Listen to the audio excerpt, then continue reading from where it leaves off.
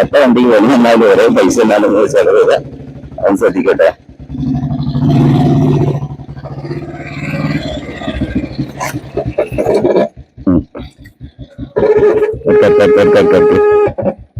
ഇതുണ്ടോ?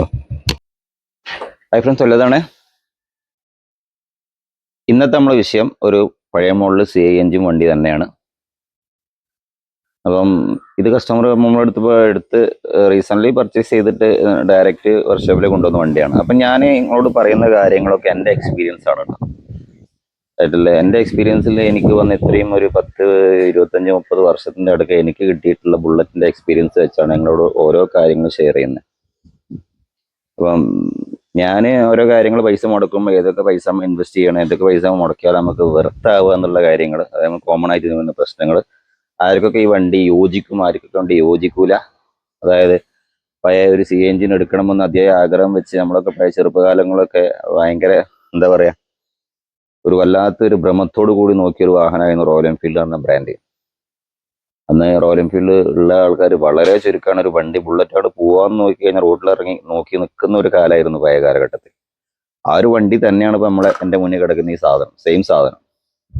അപ്പോൾ കാലത്തിനനുസരിച്ച് റോയൽ എൻഫീൽഡ് മാറ്റം വരുത്തി പുതിയ എഞ്ചിന്, പുതിയ ടെക്നോളജി ഒക്കെ ഇംപ്ലിമെന്റ് ചെയ്ത് ഒരു ബൈക്കിന്റെ സമാനമായിട്ടുള്ള റോയൽ എൻഫീൽഡ് ബ്രാൻഡിൽ, അതായത് വൈബ്രേഷൻ ഫ്രീ ആയിട്ടും കുറച്ചുകൂടി ടാക്ടിക്കൽ വൈസ് കുറച്ചുകൂടെ ഒക്കെ ആളുകൾക്ക്, ന്യൂ ജനറേഷൻ ആളുകൾക്ക് യോജിക്കുന്ന രീതിയിൽ, ഇന്നത്തെ കാലഘട്ടത്തിന് യോജിക്കുന്ന രീതിയിലുള്ള വാഹനമാണ് ഇപ്പോൾ റോയൽ എൻഫീൽഡ് ഇറക്കിക്കൊണ്ടിരിക്കുന്നത്.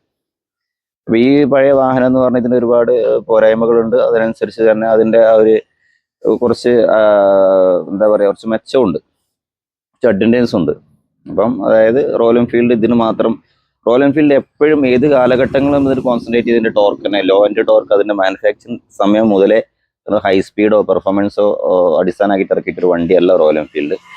റോയൽ എൻഫീൽഡ് ഏറ്റവും അടിസ്ഥാനമാക്കിയിട്ട് എനിക്ക് തോന്നുന്നു ഏറ്റവും കൂടുതൽ അതിന് കോൺസെൻട്രേറ്റ് ചെയ്തിട്ടുള്ളതിൻ്റെ ലോ എൻഡ് ടോർക്ക് തന്നെയാണ്. ഇപ്പം ആ ഒരു ബീറ്റ് എക്സോസിൻ്റെ നോട്ട് കേട്ടിട്ട് വണ്ടി ഓടിക്കുമ്പോൾ സുഖം തന്നെ വേറെ സുഖം തന്നെയാണ്. അപ്പോൾ അതിലുള്ള വിഷയങ്ങൾ കൂടുതൽ കിടക്കുന്നത്. അപ്പോൾ ഞാനിപ്പോൾ ഈ ഒരു വണ്ടിൻ്റെ എക്സ്പീരിയൻസ് ആണ് പറഞ്ഞത്. ഈ വണ്ടി എത്ര രൂപയ്ക്കാണ് കസ്റ്റമർ ഇപ്പോൾ പർച്ചേസ് ചെയ്തതെന്നുള്ളൂ. നമുക്ക് 1996 മറ്റാന്ന് തോന്നുന്നു വണ്ടി, 91, 96 വണ്ടിയാണ്. നല്ല ലോ റാങ്ക് വണ്ടിയാണ്. അപ്പോൾ നമ്മൾ വണ്ടി എടുക്കാൻ അതിയായി ആഗ്രഹിച്ച് വണ്ടി എടുക്കാൻ പോകുന്ന ആളുകൾ എന്ത് ശ്രദ്ധിക്കണം എന്നുള്ളതാണ് പറയുന്നത്. ഫസ്റ്റ് ഓഫ് ഓൾ എനിക്ക് പറയാനുള്ളത്, ഒരു ലോങ് റൈഡ് ഡെയിലി ഒരു സ്ഥിരമായിട്ട് ഒരു 60, 80, 90, 100 കിലോമീറ്റർ എന്നുള്ള സ്ഥിരമായിട്ട് ഓടുന്ന ആളുകളൊന്നും റോയൽ എൻഫീൽഡ് പഴയ മോഡൽ വണ്ടി എടുക്കരുത്. കാരണം എന്താണെന്നൊരു കാരണം എന്ന് വെച്ചാൽ, നമ്മൾ വഴി കൂടി കഴിഞ്ഞാൽ എപ്പോഴും ഒരു വഴിയിൽ എന്തെങ്കിലും പ്രശ്നം ഉണ്ടായി കഴിഞ്ഞാൽ അപ്പോഴും ഈ വണ്ടി സ്റ്റാർട്ടായി കൊണ്ടുവരാനുള്ള ആ ഒരു കഴിഞ്ഞോളോ എന്നില്ല. മിക്കവാറും ആ ഒരു ടൈമിൽ ഒരു മെക്കാനിക്സ് അവൈലബിൾ ആയിരിക്കില്ല. ഈ ഒരു വണ്ടി പ്രോപ്പറായിട്ട് വർക്ക് എടുക്കുന്ന ആൾക്കാർ വളരെ കുറവാണ്, വളരെ കുറവാണ്. അപ്പം ഒരു തലവേദനയായി മാറും. അപ്പോൾ വല്ലപ്പോഴും നമുക്കൊരു ബൈക്ക്, വേറെ വണ്ടി ഉണ്ട്, ഒരു നമ്മളാ ഒരു ആഗ്രഹം തീർക്കുക, ഒരു പഴയ വണ്ടി കൊണ്ടെടുക്കുന്ന ഒരു ആഗ്രഹം തീർക്കുക എന്നുള്ള അടിസ്ഥാനത്തിൽ വണ്ടി എടുക്കുന്ന ആൾക്ക് ഓക്കെയാണ്. അതല്ല, ഡെയിലി കമ്മ്യൂട്ടിന് ഒരു വണ്ടി തന്നെ വേണം എന്നുള്ള ആഗ്രഹിക്കുന്ന ആളുകൾക്ക് വലിയ ഒരു ഇതാണെന്ന് എനിക്ക് തോന്നുന്നില്ല. ചെറിയ ഓട്ടോക്കെ ഓക്കെ കേട്ടോ, നമ്മൾ ലോക്കൽ ഏരിയയിലും പഴയ വണ്ടികൾ ഇറക്കുന്ന വർക്ക്ഷോപ്പും കാര്യങ്ങളും ഒക്കെ ഉണ്ട് എന്നുണ്ടെങ്കിൽ ഓക്കെയാണ്. പിന്നെ രണ്ടാമത്തെ കാര്യം എന്ന് പറഞ്ഞാൽ, ഈ വണ്ടി സ്പെയർ കിട്ടണം. സ്പെയർ ഇപ്പം കോമൺ ആയിട്ടുള്ള പാർട്സുള്ള സ്പെയറൊക്കെ റോയൽ എൻഫീൽഡ് ഒറിജിനൽ പാർട്സ് ഇപ്പോൾ കിട്ടുന്നുണ്ട്. ഇപ്പം നിലവിൽ ചില സ്ഥലങ്ങളിലൊക്കെ ഉണ്ടോ, എല്ലാ ഏരിയയിലും ഉണ്ടായിക്കൊള്ളണമെന്നില്ല. അപ്പോൾ ഒറിജിനൽ ആയിട്ടുള്ള പാർട്സ്, ആ ഒരു ഒരു ബ്രാൻഡ് റോയൽ എൻഫീൽഡിന് അവകാശപ്പെടാനുള്ളൂ.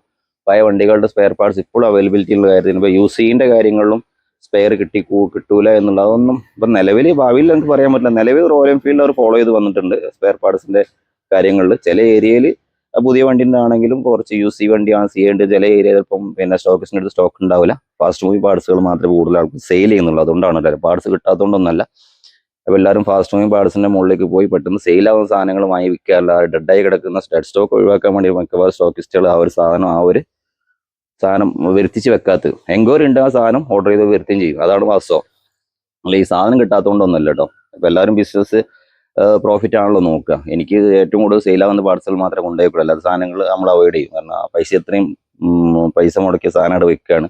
അതിനകത്തൊരു ലാഭമൊന്നും ഈ പാർട്സിൻ്റെ മുകളിലില്ല. അതുകൊണ്ടാണ് അതിൻ്റെ അവസ്ഥ. അപ്പം പാർട്സ് കിട്ടാത്ത യാതൊരു വിഷയമില്ല. പഴയ വണ്ടി എടുക്കുമ്പോൾ ഞാൻ മുമ്പുള്ള വീഡിയോ പറഞ്ഞ മാതിരി തന്നെ നിങ്ങൾ ലോക്കൽ ഏരിയ, വണ്ടി ഓടുന്ന ഏരിയ, പഴയ വണ്ടിയൊക്കെ പണിയാൻ പറ്റിയ ആളുകളുണ്ടോ എന്ന് ശ്രദ്ധിച്ചതിന് ശേഷം മാത്രം ഓടിക്കുന്നതിൽ യാതൊരു വിഷയം ഉണ്ടെന്ന് അറിയില്ല. ഇങ്ങനത്തെ ഒരു പ്രശ്നം ചില സമയത്ത് ഫേസ് ചെയ്യേണ്ടി വരുന്നുള്ളതാണ്. മെയിൻ്റനൻസ് വൈസ് എങ്ങനെയാണെന്ന് ചോദിച്ചാൽ, മെയിൻ്റനൻസ് വൈസ് വളരെ കുറവാണ് വണ്ടിക്ക്. ഒരിക്കലും വർക്ക് എടുത്തു കഴിഞ്ഞാൽ, ആ കറക്റ്റ് പണിയെടുക്കുന്ന ആളെടുത്ത് കൈ കിട്ടിക്കഴിഞ്ഞാൽ ഇത് മെയിൻ്റനൻസ് ഇല്ല. വളരെ കുറവാണ്. ബാക്കിയുള്ള യൂസ് ഈ വണ്ടി ജെ സീരീസ് ആ ഒരു കാറ്റഗറി വന്ന വണ്ടിൻ്റെ മാതിരി വലിയ ഒരിക്കലും എഞ്ചിനെ കറക്റ്റായി സെറ്റ് ചെയ്ത് കഴിഞ്ഞാൽ ആ ഒരു കാര്യം കറക്റ്റ് ഇങ്ങനെ സെറ്റ് ചെയ്ത് ടൈമിങ് സെറ്റ് ചെയ്യാൻ അറിയും. പിന്നെ അതിൻ്റെ ഇഗ്നിഷൻ കോയിൽ, ഈ ഇഗ്നിഷൻസ്, സ്പാർക്ക്, ടൈമിങ്, ആ ഒരു കാര്യങ്ങളൊക്കെ കറക്റ്റായിട്ട് സെറ്റ് ചെയ്യാൻ അറിയുന്ന ആ വണ്ടി ഇങ്ങനെ ഓടിക്കുള്ളൂ. ചെയിൻ സ്പോക്കിൻ്റെ തേയ്മാനം കുറവാണ്. കാരണം ഹൈ സ്പീഡ് വണ്ടിയല്ല, അതുകൊണ്ടാണ് തേയ്മാനം കുറവെന്ന് പറയുന്നത്. ബ്രേക്ക് ഷൂ ആണെങ്കിലും ഹൈ സ്പീഡ് വണ്ടി അല്ലാത്ത വല്ലാതെ ബ്രേക്കിംഗ് നമ്മൾ ഹൈ സ്പീഡിൽ ബ്രേക്ക് അപ്ലൈ ചെയ്യാത്തതുകൊണ്ട് ബ്രേക്കിംഗ് തേയ്മാനം കുറവാണ്. പിന്നെ ബാക്കിയുള്ളതിന് ക്ലച്ചിനും ക്ലച്ച് പ്ലേറ്റിനൊക്കെ ചെറിയ വിലയേ ഉള്ളൂ. 300 രൂപ, 500, 600, 700 രൂപേൻ്റെ ക്ലച്ച് പ്ലേറ്റ് അടക്കി കിട്ടും. 3D സ്കാഡ് 385 വരുന്നുള്ളൂ. അതിൻ്റെ പ്ലേറ്റിനാണ് 146, 150 രൂപ വരും. മൊത്തം ഒരു 500, 600, 1000 ക്ലച്ച് ഡിസ്ക് മാറ്റാൻ പറ്റും.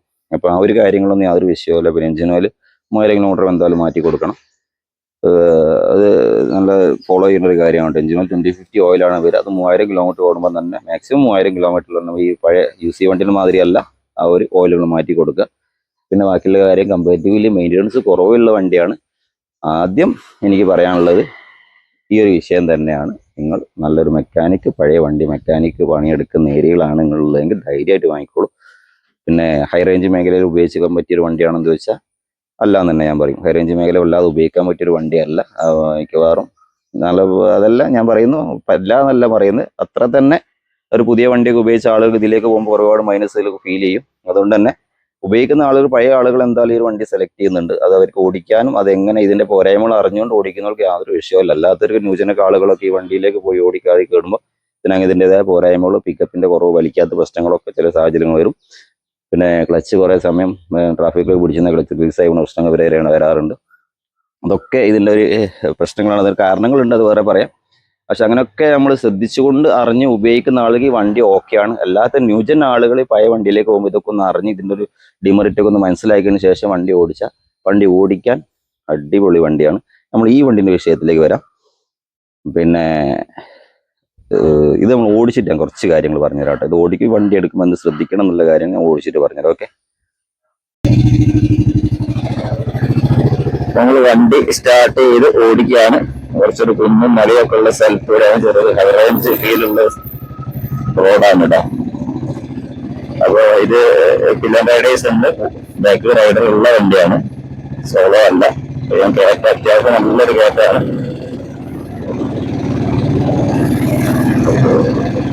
അപ്പൊ ഞാൻ എപ്പോഴും പറയാറുണ്ട്, ഇതിലൊക്കെ പറയാറുണ്ട്, ഒരിക്കലും നിങ്ങൾ ഹൈറേഞ്ച് മേഖല അതേമാതിരി കുത്തനെ കയറ്റമൊക്കെ ഉള്ള വണ്ടികളായിരിക്കും ടാങ്കേറ്റിന്റെ വണ്ടി ഉപയോഗിക്കാതിരിക്കും നന്നാവുക. അത് കമ്പാരിറ്റീവ്ലി ടാങ്കേറ്റിന്റെ വണ്ടിയേക്കാളും പിക്കപ്പ് കുറവാണ്. ഇപ്പൊ വണ്ടി കഴിക്കില്ല. വണ്ടി ടോർക്കും എക്സേഷനായിട്ട് വേണം അതിന്റെ അഡ്വാൻറ്റേജ്.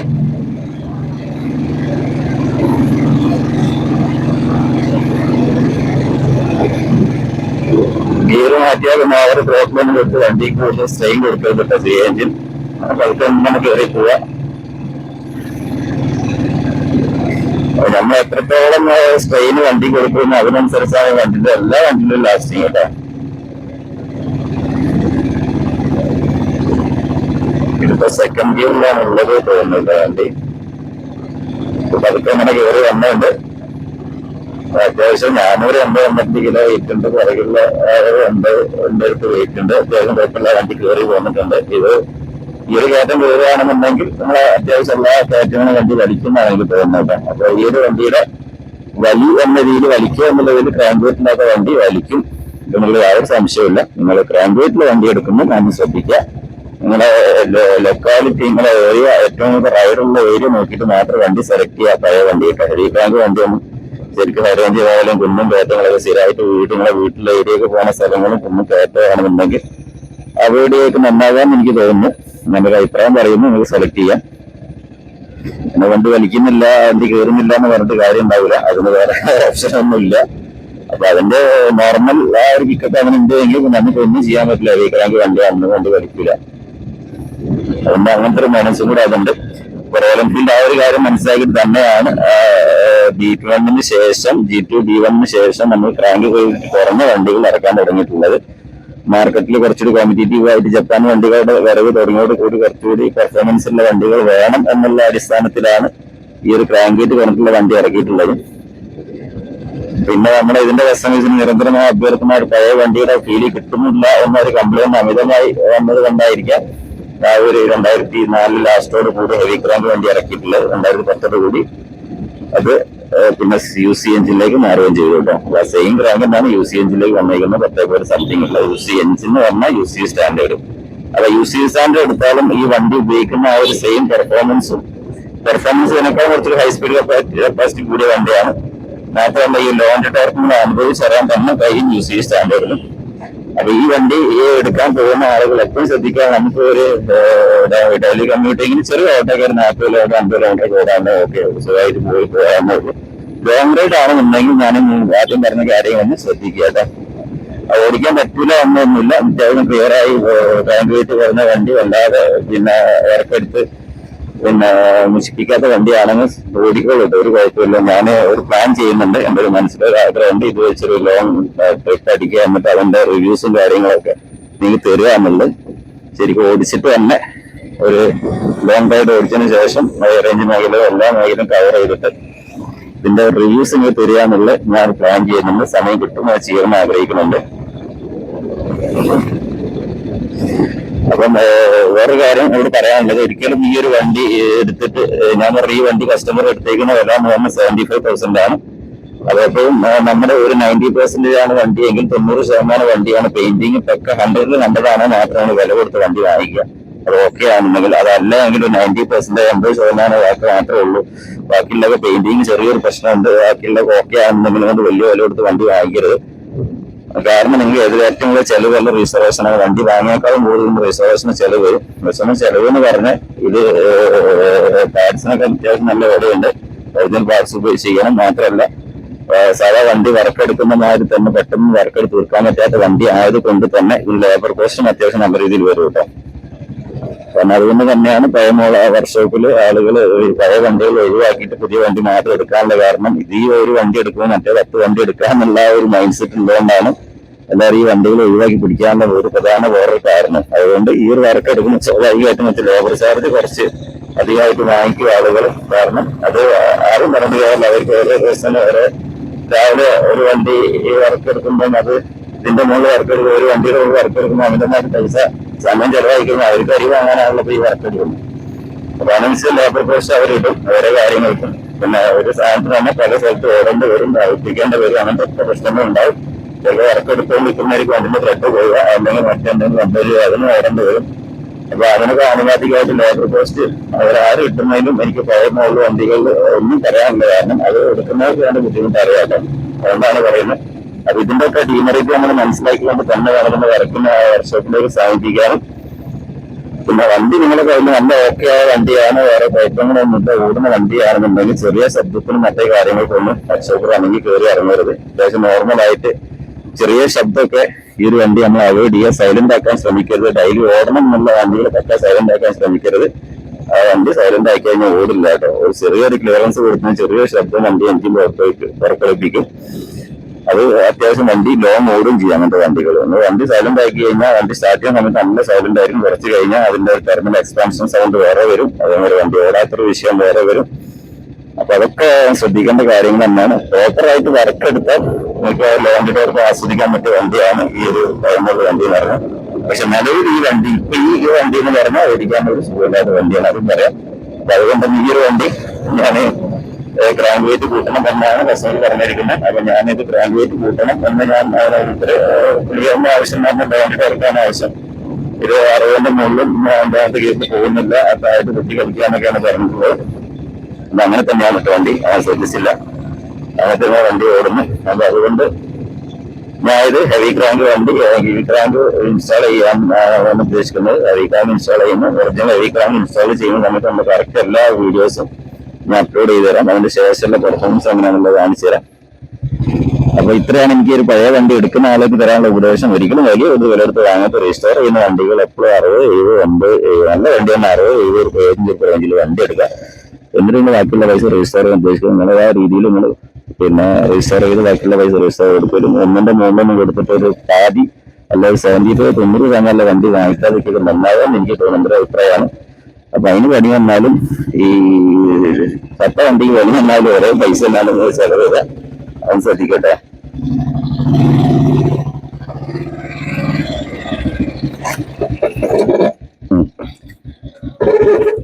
കട്ട് കട്ട് കട്ട് ഇതുണ്ടോ